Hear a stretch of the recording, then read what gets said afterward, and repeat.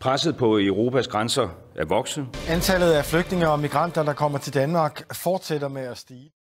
Det her det handler om, at når man kommer til Danmark, så bliver man behandlet som dansker. Mange lande i Mellemøsten er lige nu hårdt ramt af krig. Derfor er der rigtig mange, som flygter for deres liv til andre lande i håb om at overleve.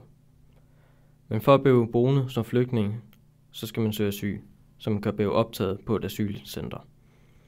Et af de lande, som tager asylansøgere ind i landet, er Danmark. Lige nu er der 47 asylcenter fordelt på dansk jord. Hvis asylansøgere bliver godkendt om at søge dansk statsborgerskab, kan de flytte fra asylcenteret og bo i Danmark som alle andre danskere. Men hvis de ikke bliver godkendt, bliver de nødt til at flytte tilbage til deres eget land igen. دنمارك بلد ديمقراطي وعندي اختي بالدنمارك واجي لي فكره بالدنمارك عشان هيك جيت على الدنمارك. والله وطننا صار حرب وخرب دمار وكل شيء ما ضل، كل شيء بيتنا وكل شيء راح عنا. كنت بالشام وخرب بيتي وكل شيء راح، هربت جينا على الدنمارك وطلبوا منا نخدم جيش، هربنا جينا له. ما نقدر نخدم جيش لانه نخدم كويس نظام لهلا. صرنا 5 شهور بالدنمارك ما في يعني شيء منيح الحمد لله. وجالنا الصبي صرنا يعني جالي الصبي هون بالدنمارك وكنا بالمشفى يتعاملونا تعامل حلوة والله.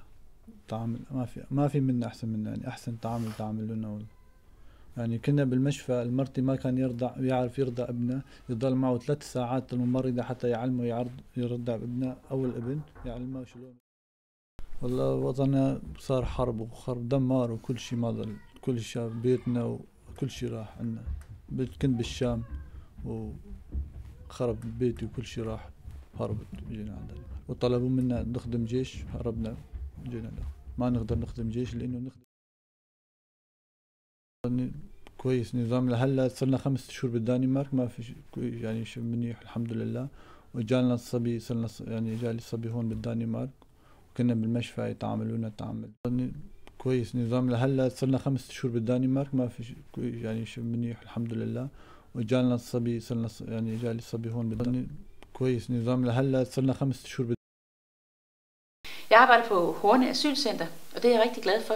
Jeg synes, at de asylansøgere, som vi har, de trives der, og jeg synes også, at jeg og mine kolleger har det godt der. Mit arbejde det består primært i at vejlede asylansøgerne, det vil sige svare på spørgsmål, når de har nogen. Jeg skal også uddele penge hver torsdag, og nogle gange så er jeg også med til danskundervisning sammen med mine kolleger Lisbeth. Samtidig med, at jeg er glad for at være der, så synes jeg også, at det er hårdt, fordi jeg kommer til at møde nogle mennesker, som har oplevet nogle forfærdelige ting, og det præger dem selvfølgelig rigtig meget, og på den måde præger det også os som ansatte. Jeg har ikke kun arbejdet på asylcenter, jeg arbejder faktisk også som vikar ved siden af, men når jeg er på asylcenter, så er jeg rigtig glad for det. Man regner med, at der vil være dobbelt så mange asylcentre om 10 år. Man regner også med, at det meste af Mellemøsten er blevet ødelagt. Ikke mindst Danmark, men hele Europa vil blive hårdt belastet af flygtninge. Derfor er det vigtigt, at vi forebygger sagen og hjælper der, hvor vi kan.